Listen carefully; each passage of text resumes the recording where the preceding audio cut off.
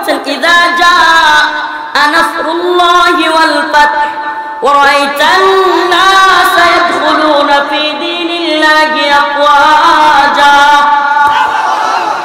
আল্লাহ বলেছেন, ও আমার নবী, প্রিয় হাবিব, যখন আল্লাহর পক্ষ থেকে সাহায্য আসবে, ওয়াল ফাত সাথে বিজয় চলে আসবে, ওরাইতান নাস আপনি দেখবেন ইয়াদখুলুনা মানুষ প্রবেশ করতেছে ফি দীনিল্লাহ দ্বীনের মধ্যে আফওয়াজা দলে দলে।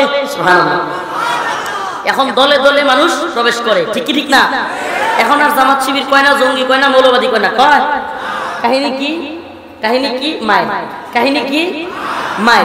এটা বুঝতে হবে, এটা আল্লাহর কথা। আইতু লাহুম মাসতাতাতুম মিন কুওয়া ওয়া মিন রিবাতিল খাইল তুরহিবুনা বিহি আদুওয়াল্লাহি ওয়া আদুওয়াকুম। আপনি চামচামি করবেন, চাটুকারিতা করবেন, আপনারে নতজানু বানাবে, আপনারে দাস বানাবে, আপনারে গোলাম বানাবে, আর আপনি ইটের জবাব পাথর দিয়ে মারবেন, আপনি বিজয়ী হবেন, দেখবেন আপনার কাছে বাপ ডাকবে।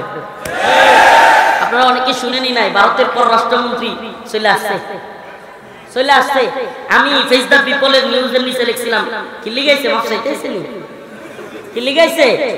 হুট করে কথা নাই, বার্তা নাই, আমন্ত্রণও জানাইতে হয় না। এখন কে আইসা পড়ে, হাই হাই 10 দিন আগে, 10 দিন না মনে হয় 15 দিন হয়ে যাবে, 15 দিন আগে তাদের চিন্ময় প্রভু, নাউজুবিল্লাহ, চিন্ময় প্রভুকে গ্রেফতার করছে, খেপে গিয়া হাজার হাজার লাখ জনগণ ইয়া আটকে দিছে প্রিজন ভ্যান। উনি বাবা কি পাওয়ার তাদের! প্রিজন ভ্যান আটকে দিছে, প্রিজন ভ্যান থেকে নিয়ে যাবে, ঘন্টার পর ঘন্টা পুলিশকে মারে, সেনাবাহিনীর উপর আক্রমণ করে, এরপরে কি একজন রাষ্ট্রীয় পিপিকে কুপায় হত্যা করে ফেলছে। এখন যখন সেনাবাহিনী রাতের বেলা ঢুকে গেছে গা গোপালগঞ্জেতে, সূর্য উঠেছে, আর কইেন না, বাকিটা কইেন না, বাকিটা বলিয়েন না। এই যখন সাইজ করে দিছে, ওমা এমন চিন্ময় প্রভুর পক্ষে উকিল নাই। এখন কি নাই? এখন কি নাই? হায় সুবহানাল্লাহ, কি নাই? তার মানে এদের হলো বেলুন, এদের শক্তিটা কি?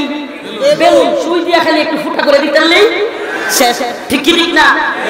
এতদিন ভারত খুব দাদাগিরি করছে না, মাতারা চাইছে না, এখন তখন নিজেদের দেশে বাংলাদেশ নিয়ে যারা আন্দোলন করে হ্যাঁ গ্রেফতার করে। কথা বুঝেননি? আপনারা মনে হয় জানেন না এগুলো। ভাই, মানুষ শক্তের বক্ত নরমের জম, মানুষ শক্তের বক্ত নরমের জম, এটা বুঝতে হবে। তবে আমরা মুমিনের সাথে নরম, কি মুমিনের সাথে কি? আবার মুমিন রেবিড়াইতে যাবেন না তো। মুমিনের জান, মাল, ইজ্জত, সম্মান, রক্ত আরেক মুমিনের জন্য সব কি হারাম, সব কি হারাম। আশিদ্দাউ আলাল কুফার রুহামাউ বাইনাহুম, আমরা আশিদ্দাউ আলাল কুফার, কাফের মুশরিকদের বিরুদ্ধে শক্ত, কাফের মুশরিকদের বিরুদ্ধে শক্ত। কারণ কি? আল্লাহ বলছে, কে বলছে? এটা ঈমানের দাবি। কিন্তু রুহামাউ বাইনাহুম, রাসূল বলেছেন আমি এবং আমার সাহাবায়ে কেরাম, আল্লাহ নিজে সার্টিফিকেট দিচ্ছেন, আমার রাসূল এবং তার সাহাবায়ে কেরাম তারা নিজেরা নিজেদের মধ্যে বন্ধুত্ব কি, তারা কি। তো ইতিহাস শেষ করে দেই, লম্বা সময় চলে গিয়েছে, আমার আবার যেতে হবে গুরুদাসপুর। আমি কয়েকদিন ধরে মাহফিলে আসতে পারতেছি না অসুস্থতার কারণে। তো কয় না যে আমার ভাই, প্রিয় বড় ভাই উম্মাদ দরদি রাহবা শেখ হারুন ইজহার হাফিজাহুল্লাহ গতকালকে একটা মেসেজ করছে আমার, বলতেছে যে মুমিনের বিজয়ে মুমিনই সবচেয়ে বেশি আনন্দিত হয়। সুবহানাল্লাহ। আমার আনন্দ দেখা ভাই এটা পোস্ট করে লাভ রিয়েক্ট পাঠাইছে, বলতেছে মুমিনের বিজয়ে মুমিনরাই সবচেয়ে বেশি খুশি হয়। একটু বয়ানটা একটু শেষ বুঝাই দিয়ে যায়। এইবার বয়ান শুরু হয়ে গেছে, আবার দেখেন কত নির্লজ্জ। যখন আমেরিকার বিরুদ্ধে বিজয় হয়ে গেছে, এখন এই মিডিয়ায় বলতেছে রাশিয়া প্রত্যক্ষ এবং পরোক্ষ মদদের কারণে আফগানিস্তানের তালেবানরা বিজয়ী হতে পেরেছে। এখন বলেন কি? আমার কথা শুনেন না। রাশিয়ার প্রত্যক্ষ এবং পরোক্ষ মদদে, রাশিয়ার অস্ত্রে ড্রোনে আমেরিকাকে তালেবান কি করতে পারছে? তোর বাপের টাকা দিয়ে রাশিয়া তো অস্ত্র আনছে তালেবান। হ্যাঁ, তুই এই বয়ান করতে হয়। রাশিয়া কেন পৃথিবীর যে কোনো রাষ্ট্র থেকে তালেবান টাকা দিয়ে অস্ত্র কিনছে, এতে তোমার সমস্যা কি? সমস্যা আছে? এ ভাই, যুদ্ধ লাগলে এক দেশ আরেক দেশের কাছ থেকে অস্ত্র কিনে আনে, এটা স্বাভাবিক বিষয়। আমি কিনে আনছি, এখন এটা কেউ বয়ান প্রচার করছে। এই বিজয় কাদের বিজয়? রাশিয়ার। এই বিজয় কাদের? আগে যখন সোভিয়েত রাশিয়ার বিরুদ্ধে বিজয় হয়েছিল, তখন বয়ান কি ছিল? আমেরিকার বিজয়। এখন কাদের বিজয়? রাশিয়ার বিজয়। সুবহানাল্লাহ। এইবার আসেন এখনকার সময়। ইসরায়েল সিরিয়া একেবারে কাছাকাছি সীমানা। সুবহানাল্লাহ। ঐতিহাসিকদের মতে যারা জিহাদ বুঝেন, কিতাল বুঝেন, দুরাজনীতি বুঝেন, এরা বলেছেন ফিলিস্তিনকে কোনোভাবে স্বাধীন করা যাবে না, ইসরায়েলকে কোনোভাবে হটানো যাবে না যদি জর্ডান, সিরিয়া বা এই আশপাশের অঞ্চলগুলোকে স্বাধীন না করা যায়। কারণ কি? কারণ ফিলিস্তিনে ঢুইকা, ইসরায়েল আর ফিলিস্তিন একটাই, ভিতরে ঢুইকা আপনি কখনোই ইসরায়েলের বিরুদ্ধে সফল হবেন না। কেন? আপনি যখন ভিতরে ঢুকে যাবেন আপনাকে মারতে সহজ, আপনাকে মারতে কি, কিন্তু পার্শ্ববর্তী বর্ডারগুলো থেকে যদি ত্রিমুখী আক্রমণ হয় তবেই ইসরায়েল খান খান হয়ে যাবে।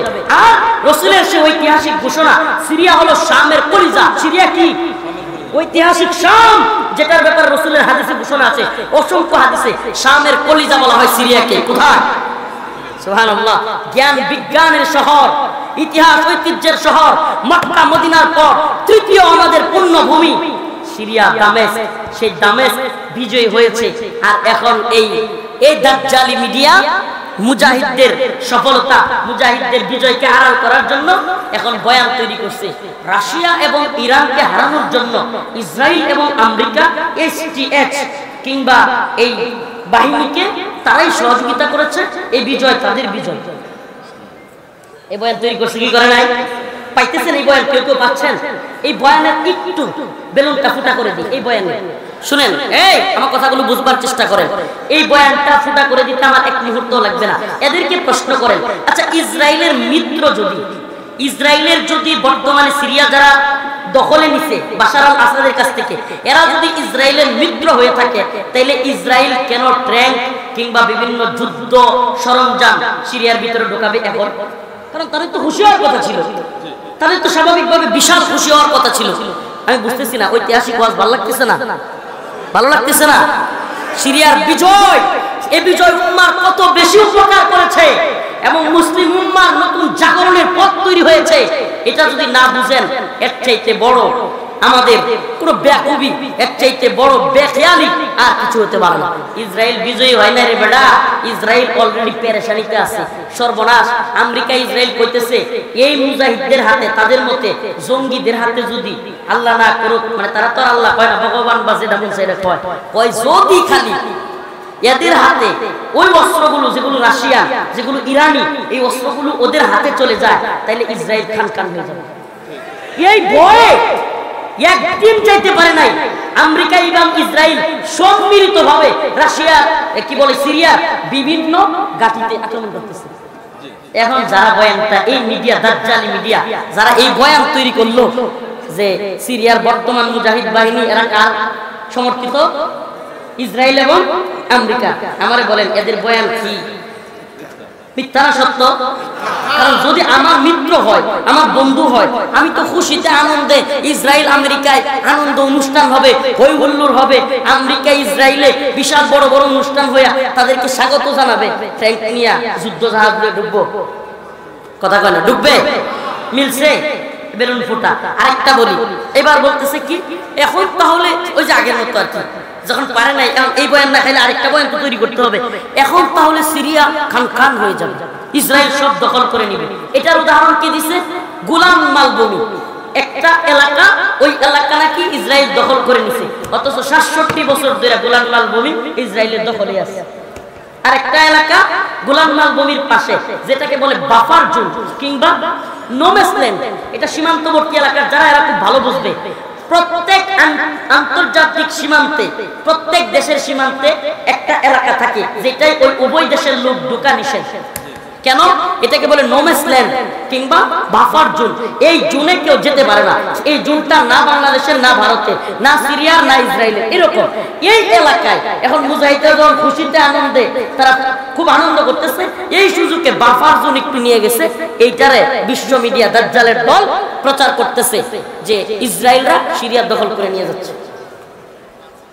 আচ্ছা আমারে বলেন, বাংলাদেশেও যখন হাসিনা পালাইলো, বাংলাদেশে বিভিন্ন জায়গায় মারামারি হয় নাই? হয় নাই? এখন যদি মিডিয়া কইতো বাংলাদেশ ধ্বংস, হা হা, হাসিনাই ভালো ছিল।